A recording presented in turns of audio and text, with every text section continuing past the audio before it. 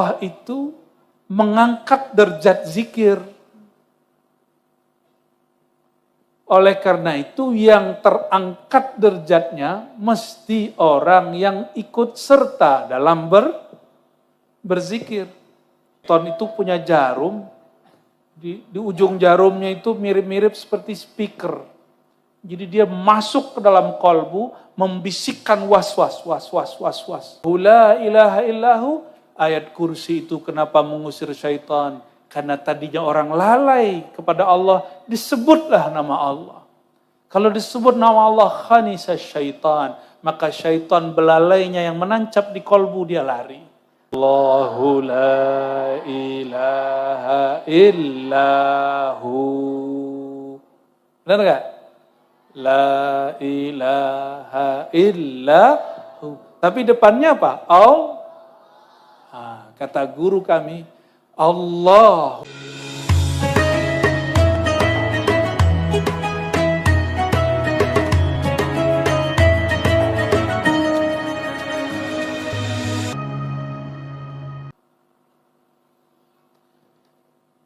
Jadi kalau zikirnya yang Nabi yang paling berat masalah dakwahnya Nabi siapa?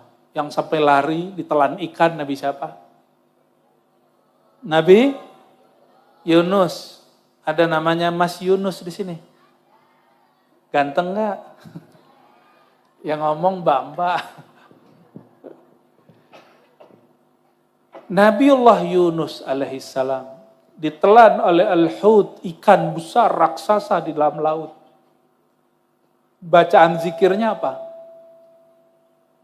La ilaha illa anta. Kok bisa begitu? Ternyata anta zikrul hadirin. Zikir orang yang hatinya sudah hadir bersama Allah subhanahu wa ta'ala. Karena Nabi punya murid sahabat ada yang lalai, maka diajarin zikir la ilaha. Habib Umar, Habib paling masyhur di masa ini. Kalau beliau sudah hadir, semua Habib hilang, gak kelihatan namanya. Yang kelihatan hanya Habib Umar. Al-Habib Umar hafizahullah. Semoga Allah menjaga beliau. Itu pernah zikir, anta. Lihat di YouTube-nya itu ada. Jadi kalau nonton YouTube itu yang berkelas nontonnya. Wali-wali Allah yang ditontonnya. Biar nanti kalau mau meninggal, nonton YouTube boleh. Tapi nonton YouTube-nya Habib Umar. Apa zikir beliau? Anta. Kamu, engkau ya Allah. Itu namanya zikrul hadirin. Itu salah satu hizib wiridnya beliau.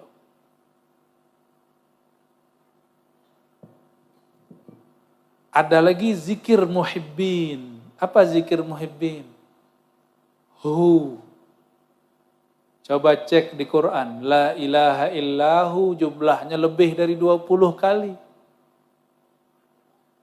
La ilaha illahu. Paling gampang surat apa? Ayat yang ngusir setan tuh ayat apa? Ayat? Oke, depannya gimana? Ayo coba baca sama-sama biar setannya pergi. Allahu la ilaha illahu. Benar gak? La ilaha illahu. Tapi depannya apa? Kata guru kami, Allahu la ilaha illahu. Ayat kursi itu kenapa mengusir syaitan? Karena tadinya orang lalai kepada Allah, disebutlah nama Allah. Kalau disebut nama Allah, khanisa syaitan, maka syaitan belalainya yang menancap di kolbu dia lari. Dia cabut belalainya itu. Kalau bahasa gampangnya, jarumnya. Jadi syaitan itu punya jarum, di ujung jarumnya itu mirip-mirip seperti speaker. Jadi dia masuk ke dalam kolbu, membisikkan was-was. Kalau orang sebut Allah, itu langsung dicabut. Ihtarakat syaitan. Syaitan terbakar gitu bahasanya. Allahu la.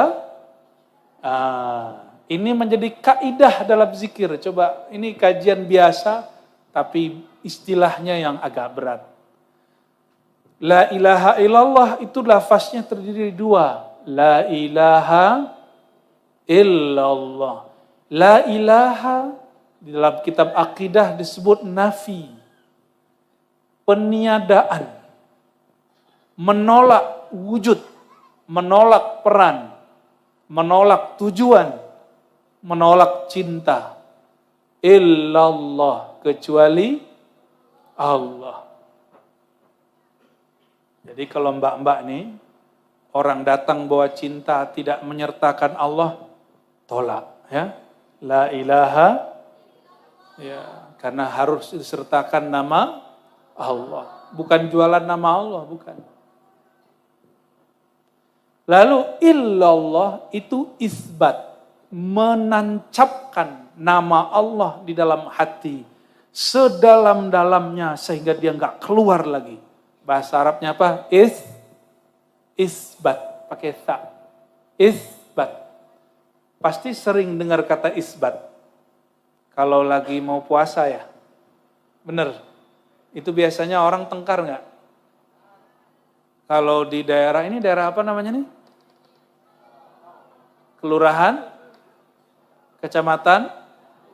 Bagian dari orang sini kayak nggak mau nyebut dirinya orang Jawa Malang gitu ya. Ternyata orang Malang itu maksudnya dia bukan Jawa. Ya, orang mana mas? Orang Malang. Kalau orang Jawa Malang pasti bilangnya apa? Saya orang Jawa asal Malang. Itu pinternya orang Madura itu ya. Masya Allah, kampungnya di sini rapi-rapi, bersih-bersih. Semoga Allah berkahi dan jaga. Amin ya rabbal alamin. La ilaha illallah. Cara pertamanya mantapkan lu nama Allah di dalam qol. Jadi kenapa zikir tidak nikmat? Karena belum dimantapkan Allah di depannya. Allahu la ilaha illahu. Sebut dulu nama Allah dalam qalbu, baru baca la ilaha illallah. Imam Shibli tadi, dia sudah tidak baca lagi la ilaha illa, yang dia baca cuma Allah, itu yang dia baca.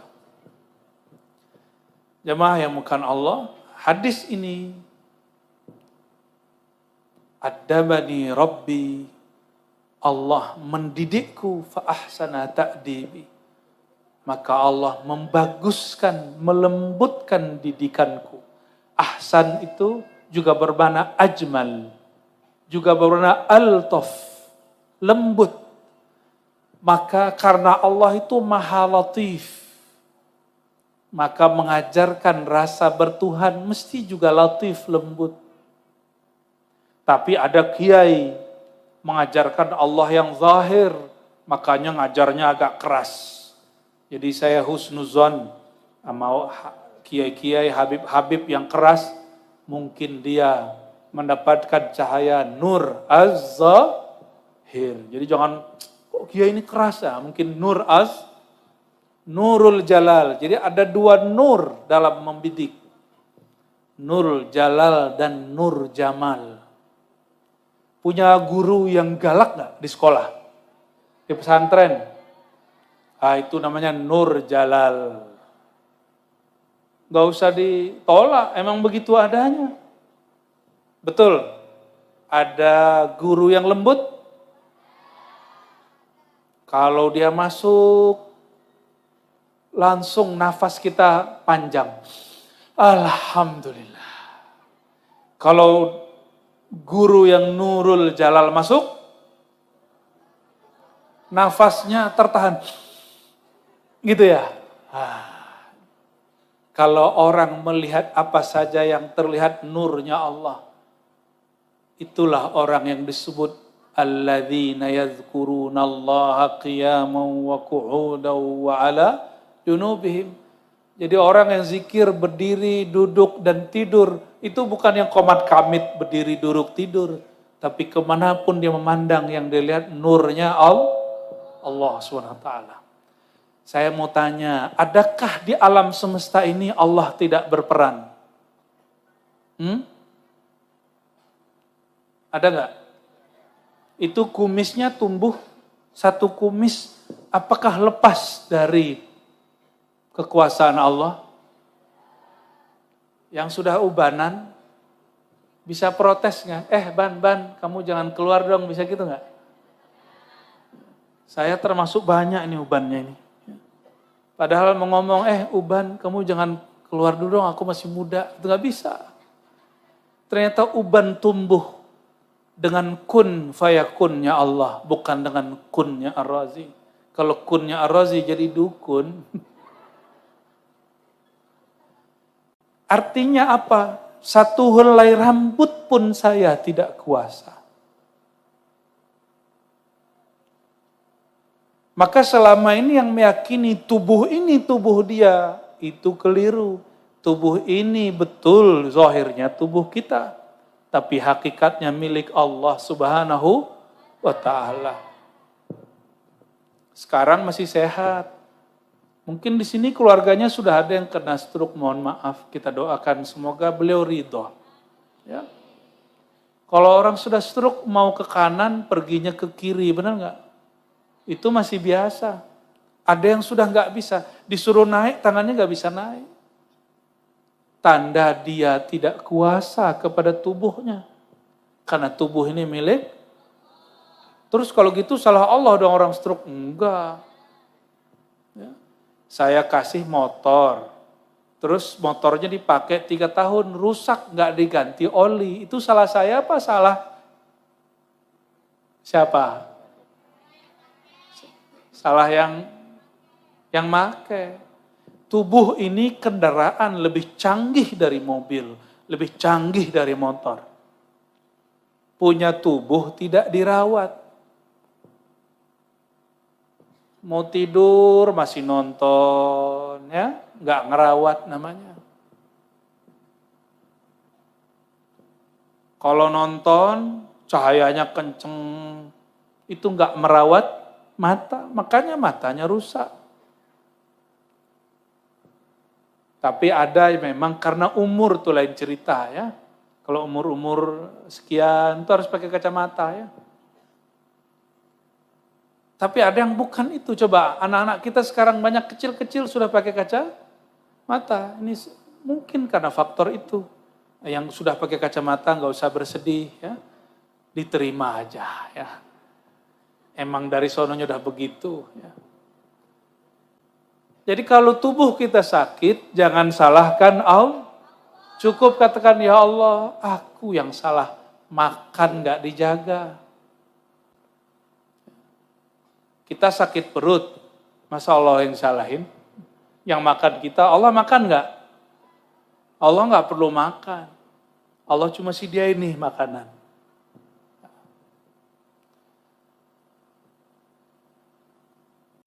Adabani Rabbi fa ahsana ta'dibi.